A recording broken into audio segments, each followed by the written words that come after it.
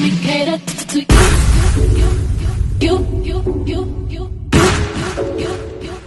Let me cater to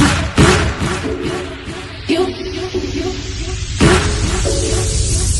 Let me cater to you. I wanna let you know, girl, that you know that I am what you do. So if I be real street, my life will be purpose without you. If I want it, I'm gonna ask you. Cause I am to be there. Challenge me for the better. What do you let me cater to you? Hello everyone and welcome back to the channel. Yes, make it make sense. And I'm trying to make sense of this particular story, but I seem to cannot find any logical reasoning why Savannah feel like she just was at rock bottom. I'm like, perfect example of being privileged, all right? I mean, whatever happened to like Little House on the Prairie days where you looked after your sisters and your brothers because you were the head of household when your family, meaning your mom and dad, were away. You had to take charge of Chloe and anything else that may come up with Chloe and the rest of the family pretty much, okay? I don't understand. I mean, grandmama there, I mean, she was doing a little something, wasn't she? At least I hope she was doing a little something. While the Chrisleys are in jail. And really, you can't even really say they're in jail. They're just in a holding place because they don't know nothing about jail. Mrs. Chrisley is in a medical facility, probably something like a psych ward or whatever. And then you got Mr. Chrisley over there. It's just a bunch of bullshit. A bunch of bullshit. And for Savannah to have been thrown in the midst of all of it, I'm like, you was in the midst when they were getting that money. Savannah, did you reap some of the benefits of the money that they gotten from the little dastardly deeds they became a part of? Somebody snitched on somebody. That's the whole thing I got to say. And I still don't think your parents are going to make that time. I really don't think they're going to make all of their time. They're going to get out for good behavior or maybe some sickness, and they just felt that they'll do house arrest for the latter part of their sentencing. At least that's the cheese that it's giving me. But we're going to get into what People magazine wrote up on Miss Savannah, just feeling some kind of way about her parents leaving her in charge and her older sister. I'm like, well, hey, somebody got to step in, because what if they both died, unexpectedly? God forbid. What you going to do then? Put Chloe up for adoption? Or totally lose your mind? Child, please. But anyway, we're going into the article that People magazine journalist wrote up for them. Stephanie Winger wrote it up for us. She titled it, Savannah Chrisley had a full-on breakdown over caring for siblings amid her parents' prison sentence. Now, y'all had good and goddamn well, y'all had time to call yourselves getting things together, making sure there's a plan of action that's going to be fully endorsed when the parents go to jail. I mean, come on now. Come on. You didn't just not get anything or didn't have any type of notice that and when your parents were going to go to jail, and when you had to step up to the plate and play real grown folk, put on your big girl panties and play like you are the head of household, because in a sense, you are. Your parents gone.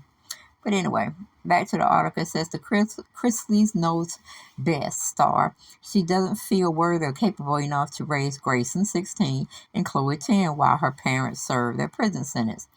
Well, where's your brother at, honey? And where's your older sister? That's all I got to say. Savannah Chrisley revealed she reached a breaking point.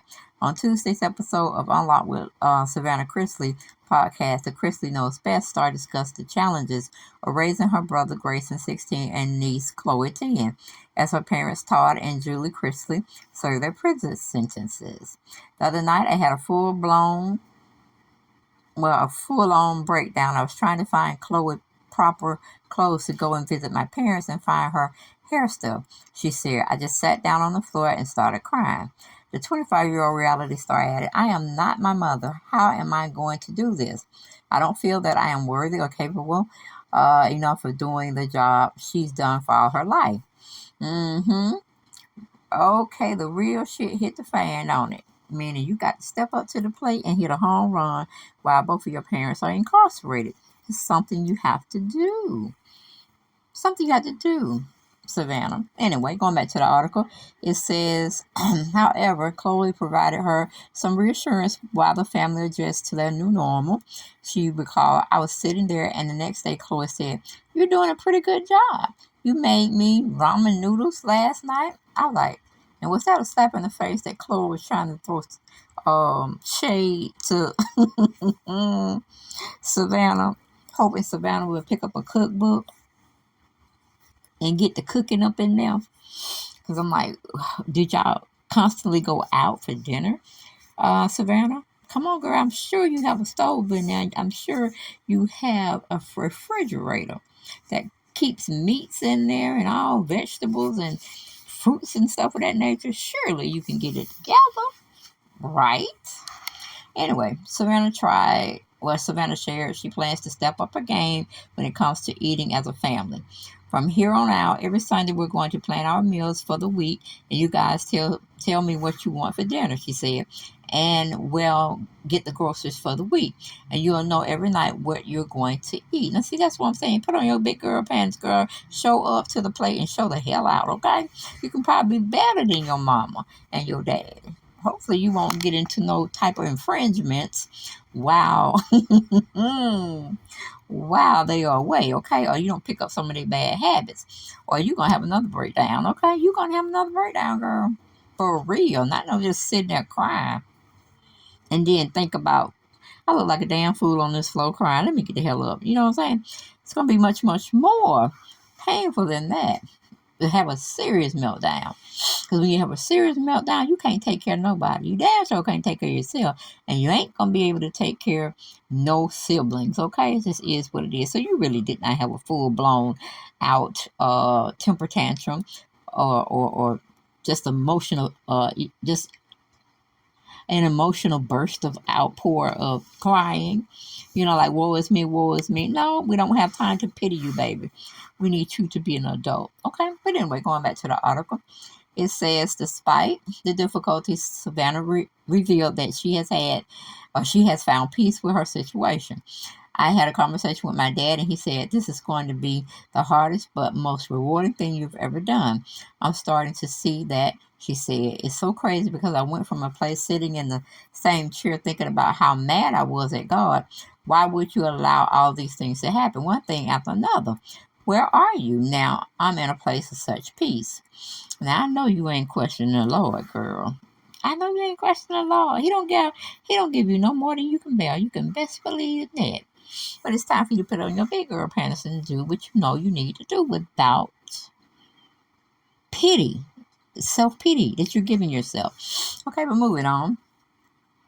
She said she added that she hopes Chloe and Grayson will also find peace and calmness.